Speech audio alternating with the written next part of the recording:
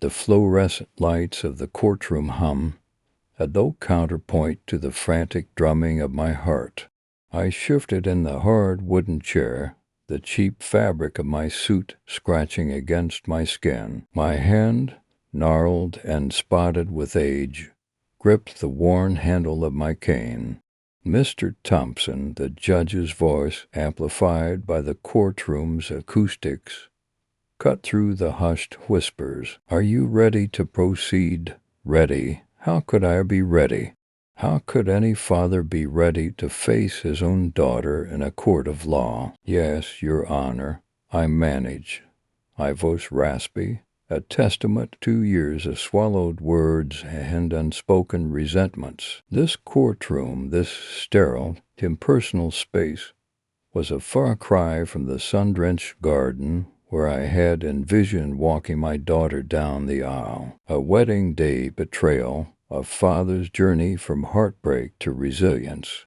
That dream, like so many others, had withered and died, choked by the weeds of greed and callous indifference. My daughter, Jessica, sat across from me, a vision of expensive composure. Her lawyer, a sharp-faced woman in a power suit, whispered something in her ear. Jessica nodded, her eyes never meeting mine. This wasn't how it was supposed to be. After Eleanor, my wife, passed away, Jessica was all I had left. I poured all my love, all my energy, into raising her. I worked double shifts at the factory, sacrificing my own health and happiness to ensure she had everything she needed, and more. I remember patching the roof in the pouring rain so she wouldn't get wet, skimping on meals so she could have new school clothes. Every scrimped penny, every aching muscle, was a testament to my unwavering love. "Mr. Thompson," the judge prompted again, his voice tinged with impatience. "We're waiting." "My apologies, Your Honor," I said, clearing my throat. It's difficult to believe it's come to this," the judge sighed, the sound that echoed the weariness in my own soul. "I understand this is a difficult situation, Mr. Thompson, but we must proceed. This is a matter of a contested will. A contested will." Those 3 words hung in the air, heavy with unspoken accusations and bitter truths.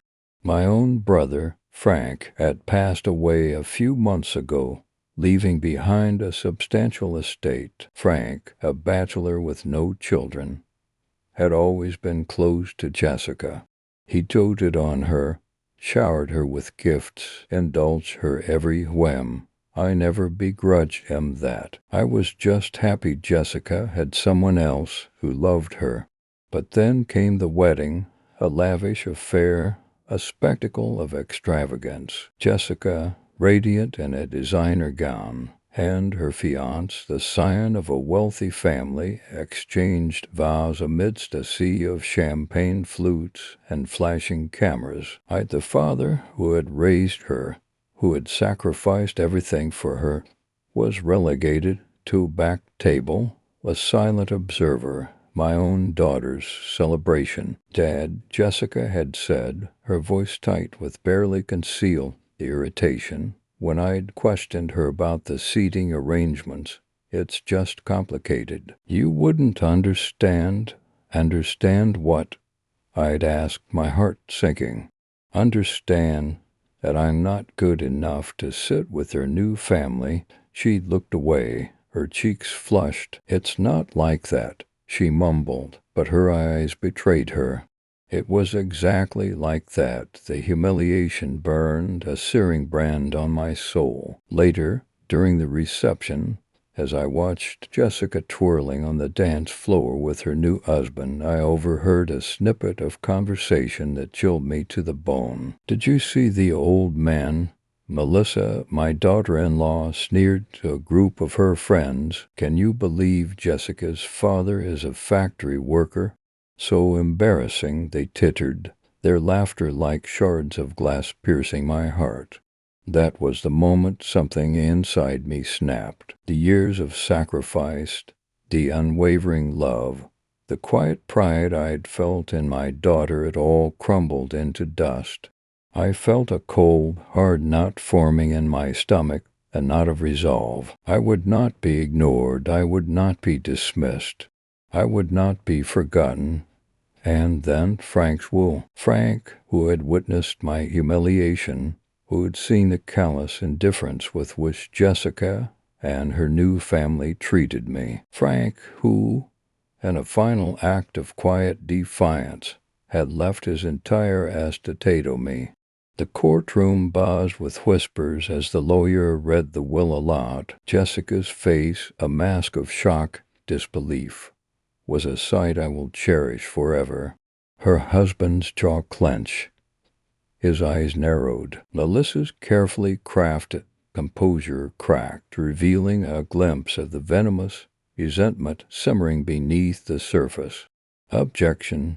Jessica's lawyer shrieked, her voice shrill with outrage. This will is clearly a fabrication. Mr. Thompson must have coerced his brother. Coerced, I chuckled, a dry, brittle sound. My brother was of sound mind and body when he made his will. He knew exactly what he was doing. The judge banged his gavel, restoring order to the chaotic courtroom. Miss Carter, he addressed Jessica's lawyer, his voice stern. Do you have any evidence to support your claim of coercion? She stammered, sputtering something about undue influence and emotional manipulation. I watched her flounder, a grim satisfaction settling over me. This was just the beginning. I had waited a long time for this moment, a long time for the chance to reclaim my dignity, to assert my worth. And I wasn't about to let anyone, not even my own daughter, take that away from me. The judge turned to me. Mr. Thompson, he said, his gaze steady. Do you have anything to add? I straightened in my chair, my grip tightening on my cane. Just this, Your Honor, I said, my voice clear and strong, resonating with the quiet power of a long-suppressed rage. I loved my daughter. I sacrificed everything for her, and in return I was discarded, dismissed, and forgotten. My brother, however, saw the truth. He saw the injustice, and he made sure that justice would be served. I paused, letting my words hang in the air.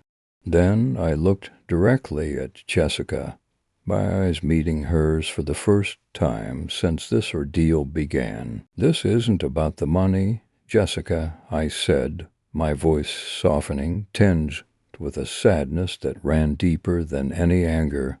This is about respect. This is about acknowledging the sacrifices I made for you. This is about remembering who I am. The courtroom fell silent. The only sound, the quiet hum of the fluorescent lights, a constant, unwavering drone, much like the love I had once held for my daughter, a love that had now transformed into something else entirely, something cold, hard, and unyielding. The chill of the November air nipped at my ears as I stood there, a boy of 10, clutching a small, intricately carved wooden horse. I'd spent weeks whittling it, painstakingly shaping its legs, its mane, even the tiny saddle. It was for Sophie, my little sister, for her birthday. She was 5, all pigtails and bright, infectious laughter. I remember the wind rustling the dry leaves of the oak tree in our backyard, the same oak tree I'd fallen out of 2 summers prior, breaking my arm trying to reach a bird's nest Sophie wanted. Happy birthday, Sophie, I said, my breath puffing out little white clouds. My hands, rough and red from the cold and the hours of carving, trembled as I held out the horse. She took one look at it, her nose wrinkling. It's brown, she said, her voice laced with a disappointment that struck me like a physical blow. Yeah, I replied, my heart sinking. It's made of wood. I carved it myself. Just then our father emerged from the back door, a large, brightly wrapped box in his hands. Happy birthday, my little princess, he boomed, his voice full of warmth and affection. He presented the box to Sophie with a flourish. Her eyes lit up. She tore at the wrapping paper, revealing a porcelain doll dressed in a frilly pink dress with golden curls and painted blue eyes. It was a beautiful doll, expensive looking. It was everything the little wooden horse wasn't. "Oh, Daddy," Sophie shrieked, hugging the doll close. She didn't even glance at me, at the wooden horse still clutched in my outstretched hand. He built her world, but she built a wall around him. My father ruffled her hair. "Anything for my special girl," he said, beaming. He then turned to me, his smile fading slightly. "That's Anna's horse, Edward," he said, his tone perfunctory. "Why don't you go inside and wash up for dinner?" I swallowed the lump forming in my throat, the unspoken words, "but Sophie," dying on my lips. I retreated inside, the November air suddenly feeling colder, sharper, like tiny shards of ice pricking my skin. I remember standing by the window, watching them through the frosted glass. Sophie, cradling the doll, was perched on our father's lap, her laughter echoing in the crisp air. He was telling her stories, his face animated, his voice filled with a tenderness he rarely showed me. I clutched the wooden horse tighter, its smooth, polished surface cold against my palm. It felt like a symbol of my inadequacy, of my inability to compete with the shiny, store-bought affection my sister seemed to effortlessly command. Dinner that night was a blur of forced smiles and strained conversation. Sophie, engrossed in her new doll, barely touched her food. My father, still basking in the glow of his daughter's adoration, barely noticed me. My mother, ever practical, reminded me to finish my vegetables. "Eat your carrots, Edward," she said, her voice gentle but firm. "They're good for you." I pushed the carrots around my plate, my appetite gone. I wanted to tell them, to shout at them, "Don't you see? Don't you see how much effort I put into that horse? Don't you see how much I love her?" But the words wouldn't come. I just sat there, silently chewing on my resentment, the taste as bitter as the November wind. That night I lay in bed, the wooden horse tucked under my pillow. The image of Sophie, her face alight with joy, clutching the porcelain doll, was burned into my mind. I didn't understand it then, this inexplicable favoritism, this unwavering preference for my sister. I was the older one, the responsible one. I was the one who helped with chores, who got good grades, who never caused any trouble. Yet it was Sophie who received the attention, the affection, the extravagant gifts. Over the years, this pattern repeated itself, solidifying into an unspoken family dynamic. Sophie, the golden child, the apple of our father's eye, and me, Edward, relegated to the sidelines, a supporting character in the story of my sister's life. A father's unwavering love is brutally rejected at his daughter's extravagant wedding. I remember birthdays, Christmases, graduations, all marked by the same stark contrast. For Sophie, lavish parties, expensive gifts, endless praise. For me, a perfunctory card, a practical present, a pat on the head. "You're a good boy, Edward," my father would say, his voice devoid of any real warmth. "We're proud of you." But his eyes, his smile, his true affection were always reserved for Sophie. This disparity, this seemingly arbitrary allocation of love, shaped my childhood, molded my personality, and ultimately fueled the quiet, simmering resentment that would define my relationship with my sister. It was a resentment I tried to bury, to ignore, to rationalize, but it was always there, lurking beneath the surface like a dormant volcano waiting to erupt. It wasn't just about the gifts, not really. It was about the feeling of being unseen, unheard, unvalued. It was about the constant, knowing sense that I wasn't enough, that no matter what I did, I would never be as worthy of love and attention as my sister. Years later, when Sophie announced her engagement to a wealthy young man named David, I felt a strange mixture of happiness and dread. Happiness for her, of course, but dread at the inevitable spectacle that would follow. I knew, with a certainty that bordered on premonition, that the wedding would be a grand affair, a lavish display of wealth and extravagance, and that I, once again, would be relegated to the periphery, and I was right. The wedding was a fairy tale extravaganza, a whirlwind of expensive dresses, cascading flowers, and champagne flowing like water. Sophie, radiant in a designer gown, was the undisputed center of attention.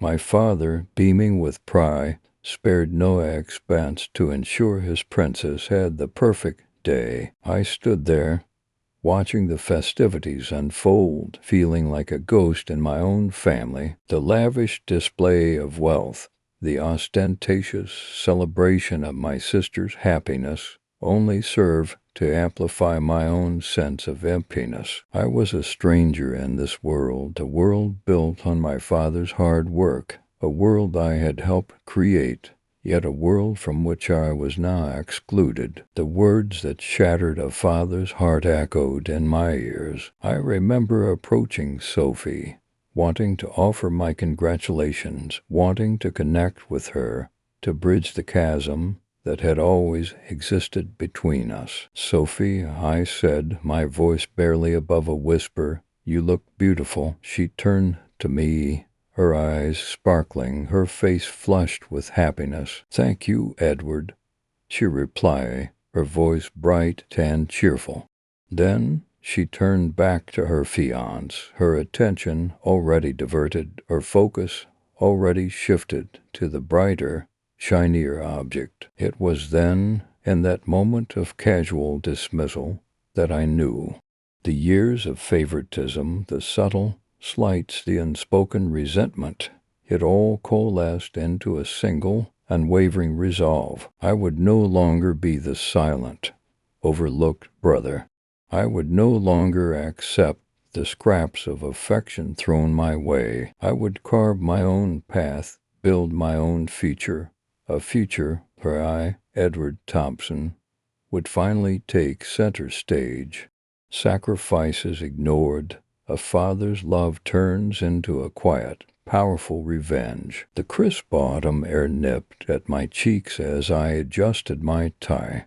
My reflection stared back at me, a man on the cusp of 70, hair silver, lines etched deep around my eyes. Eleanor, bless her heart, fussed with my jacket. "Edward, you look wonderful," she said, her voice soft. "Do I now?" I chuckled, smoothing down the lapel, trying to make a good impression. "It's not every day your only daughter gets married." Eleanor smiled, a familiar warmth spreading across her face. "She's so lucky to have you, Edward. You've always been there for her." Her words, though kind, pricked at a still tender wound. Had I truly been there for her, or had I simply been present? A provider, a figurehead, but not truly seen. The drive to the venue was a blur of colorful foliage and nervous anticipation. The wedding was being held at a sprawling estate, a place I'd only ever seen in magazines. Wealth radiated from every manicured lawn, every sculpted fountain. It was Melissa's family's money, of course, new money, the kind that screamed its presence from gilded rooftops. My own modest success paled in comparison. I'd built a comfortable life for my family through hard work and careful investments. But this was another world entirely. As we pulled up to the entrance, a valet practically leapt to open our car door. "Mr. and Mrs. Thompson?" he inquired with a practiced smile. I nodded, feeling a strange mix of pride and unease. Pride in my daughter, unease at the sheer opulence surrounding me. The ceremony was beautiful, I'll give them that. The setting sun cast a golden glow over the meticulously arranged flowers. My daughter looked radiant, a vision in white. But even as I watched her walk down the aisle, a nagging feeling tugged at the edges of my jaw. It was a small thing, really, a seating arrangement. Eleanor and I were seated in the third row, tucked away behind Melissa's aunts, uncles, and second cousins twice removed. Close enough to witness the vows, yet far enough to feel peripheral. I glanced over at Eleanor, searching for a flicker of shared discomfort, but she seemed oblivious, her eyes shining with maternal pride.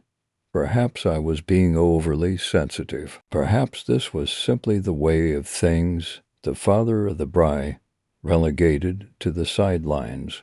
The reception that followed was even more extravagant. Champagne flowed freely, waiters circulated with trays laden with hors d'oeuvres I couldn't pronounce, and a live band played music that, while undoubtedly talented, was far too loud for my liking. I found myself adrift in a sea of unfamiliar faces, most of whom seemed to know each other intimately. I made an effort to engage in conversation, but the discussions revolved around topics I knew nothing about: stock options, real estate deals, and the latest luxury car models. I excused myself to find the restroom, needing a moment of respite from the forced cheer.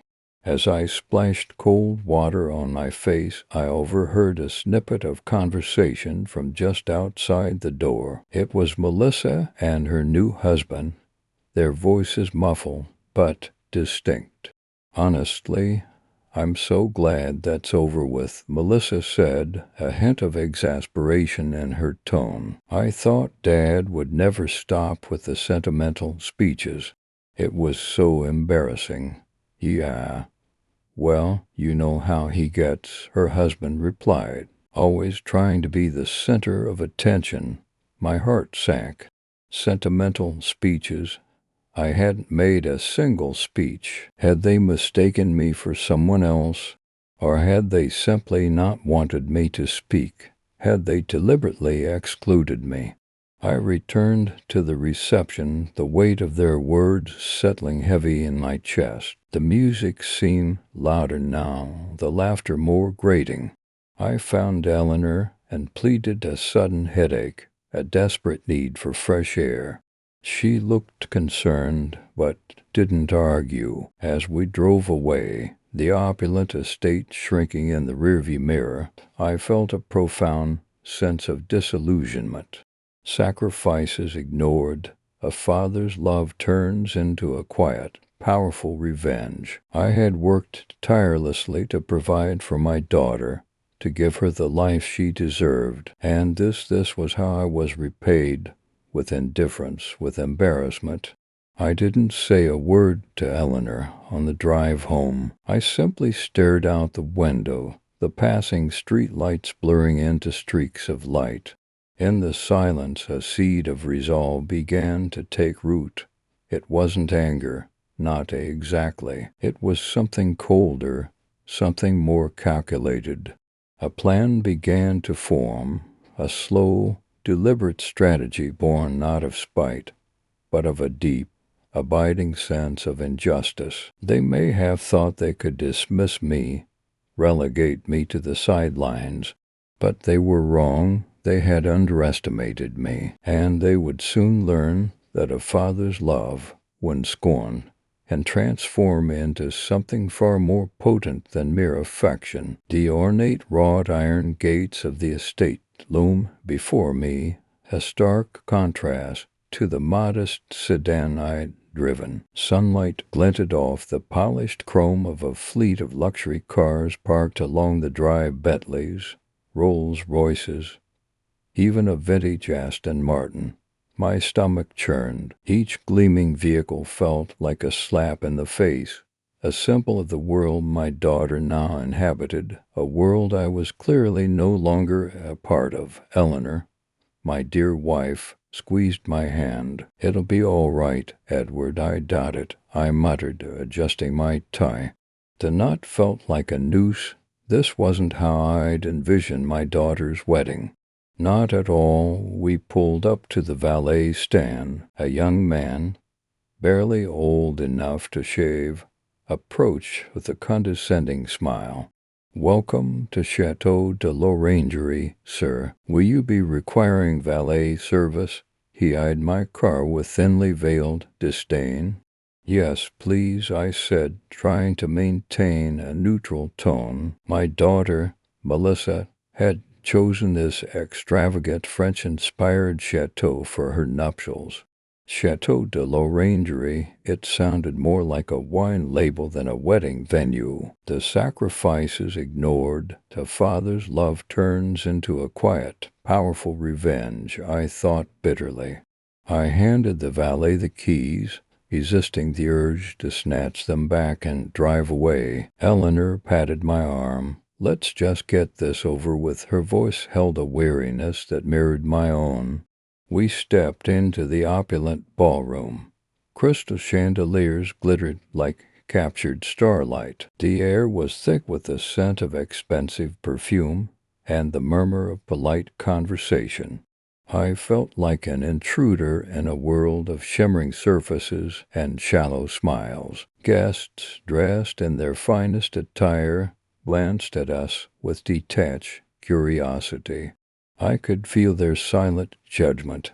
This wasn't our crowd. This was Melissa's and her fiance's crowd, the elite, the privileged, the ones who measured worth in dollar signs and social status.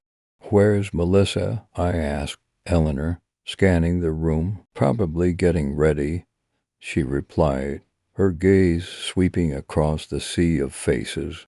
"She'd be down soon." We found 2 empty chairs near the back, tucked away from the main throng. As I sat, the weight of the last few months pressed down on me. The strained phone calls, the veiled criticisms, the growing distance between Melissa and us, it all culminated in this moment. This extravagant display of wealth and exclusion. "Edward," Eleanor said softly, placing her hand on mine. "Try not to let it bother you." "How can I not?" I reply, my voice tight with emotion. "She's our daughter, and this whole affair feels like a deliberate slap in the face. Like she's ashamed of us." "Don't say that," Eleanor whispered. "She's just caught up in the moment." But I knew better. This wasn't just about the wedding. It was about the life Melissa had chosen. A life that seemed to have no room for us. A life built on the foundation of my hard work, my sacrifices, my unwavering love.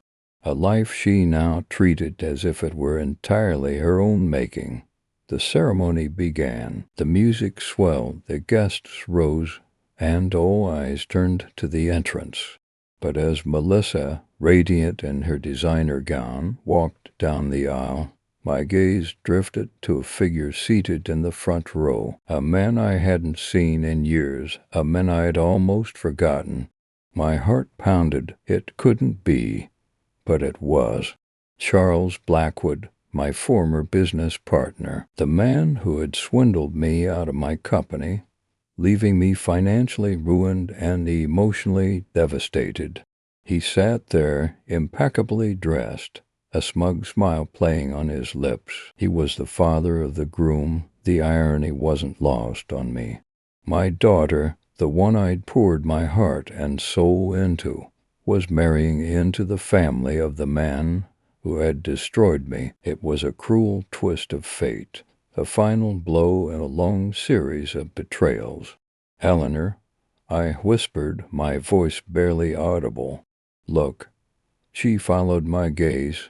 Her eyes widened in disbelief. "Charles Blackwood," she breathed. "What's he doing here?" "He's the groom's father," I said, the words tasting like ash in my mouth. The ceremony continued, a blur of words and rituals. I couldn't focus. My mind raced, trying to process the implications of this revelation. Was this a coincidence, or was there something more sinister at play?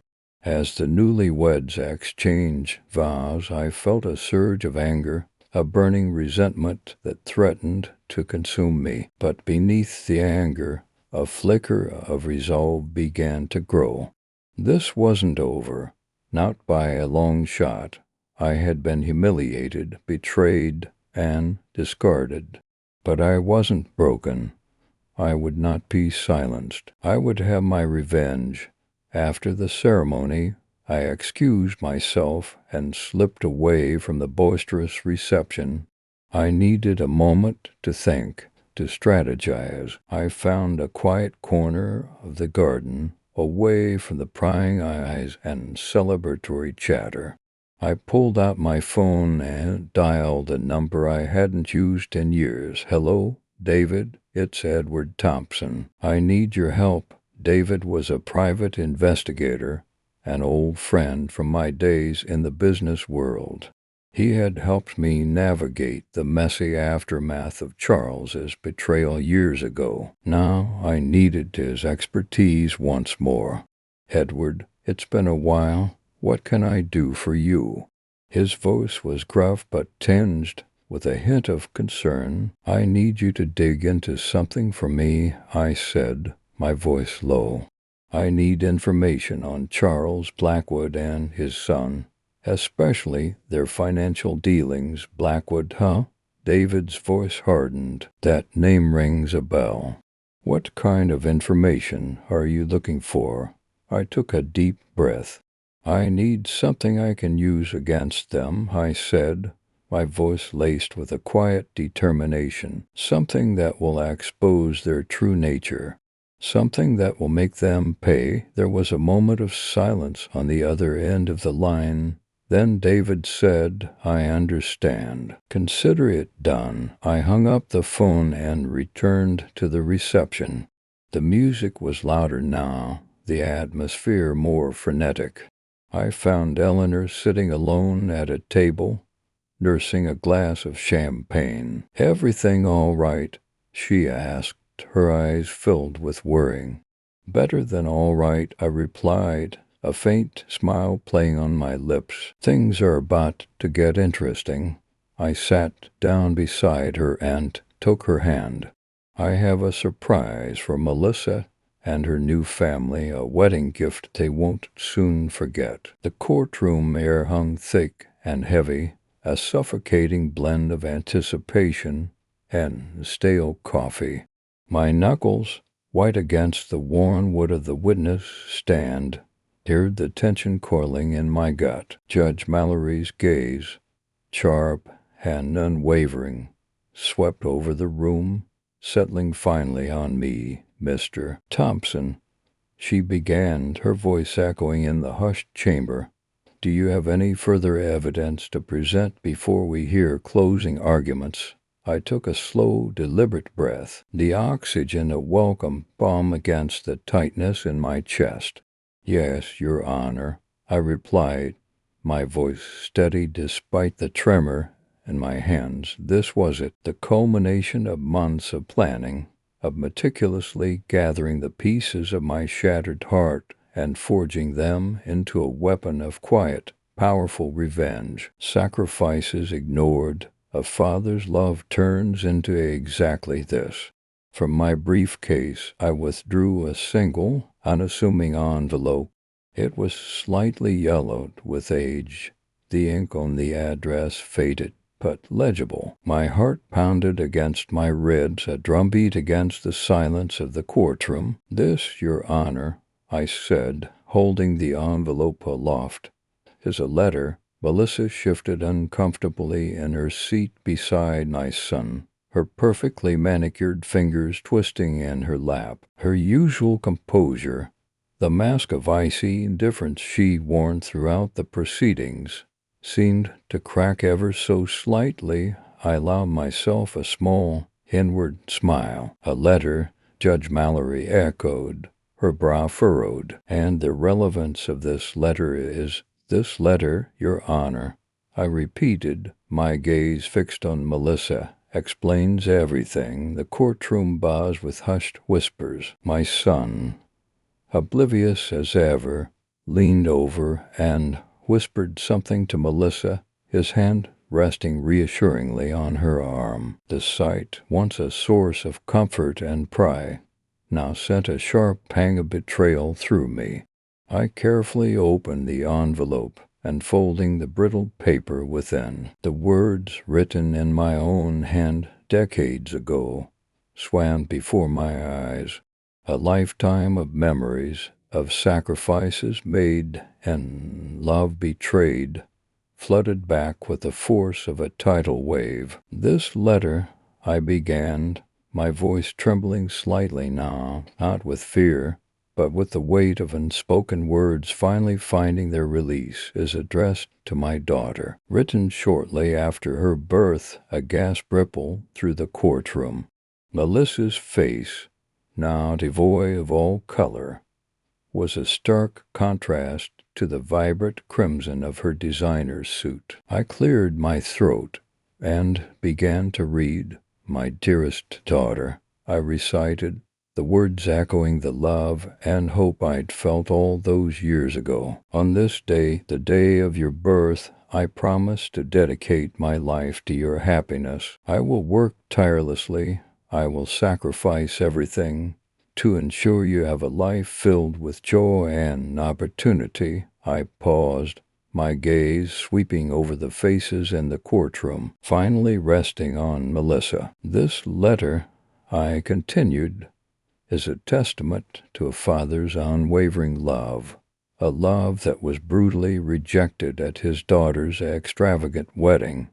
I continued reading, detailing the sacrifices I'd made for my daughter's education, the long hours I'd worked to provide for her, the dreams I'd defer so that she could pursue hers. The courtroom was utterly silent, save for the rustle of the paper in my hands and the occasional muffled sob. I read about the small business I'd built from the ground up, the business I'd intended to leave to her, a legacy built on sweat and sacrifice. Then I reached the final paragraph. "And so, my dearest daughter," I read, my voice now thick with emotion, "I entrust to you the entirety of my estate, knowing that you will cherish it and use it wisely. Just as I have cherished and nurtured you." I folded the letter, my gaze locking with Melissa's. "This letter, Your Honor," I stated, my voice ringing with authority, "is a legally binding will, drafted and witnessed according to the laws of this state." A collective gasp echoed through the courtroom. My son stared at me, his mouth agape, his eyes wide with disbelief. Melissa, however, remained frozen, her face a mask of shock and dawning horror. Judge Mallory, her expression unreadable, addressed the court. "Mr. Thompson," she said, "while this is unconventional, I must confirm the authenticity of this document. Is there anyone present who can attest to witnessing the signing of this will?" A voice from the back of the courtroom called out, "I can, Your Honor." An elderly woman, her silver hair pulled back in a neat bun, stepped forward. It was Mrs. Henderson, my former neighbor and longtime friend. She testified to witnessing the signing of the will, confirming its validity. Judge Mallory turned her attention back to me. "Mr. Thompson," she declared, "in light of this new evidence, the court recognizes this letter as your last will and testament. The previous will presented by Mrs. Thompson," she gestured towards Melissa, "is hereby deemed invalid." Melissa let out a strangled cry, her carefully constructed facade finally crumbling. Tears streamed down her face, mixing with the remnants of her expensive makeup. My son, still reeling from the shock, reached out to comfort her, but she shrugged him off. Her eyes blazing with fury, she turned on me, her voice laced with venom. You planned this, you tricked me." I met her gaze, my expression unwavering. "I simply ensured that my legacy would be entrusted to someone who deserved it," I reply, my voice calm and steady. "Someone who understood the value of hard work and sacrifice. Someone who wouldn't dismiss a father's love as irrelevant." The gavel fell, a sharp crack that echoed the shattering of Melissa's carefully constructed world. As I left the courtroom, Eleanor, my dear wife, slipped her arm through mine. "Edward," she whispered, her voice filled with pride and admiration, "you did it." I squeezed her hand, a small smile playing on my lips. Justice, it seemed, had finally been served. The most expensive wedding ever. It cost Melissa everything, and me, I finally had peace.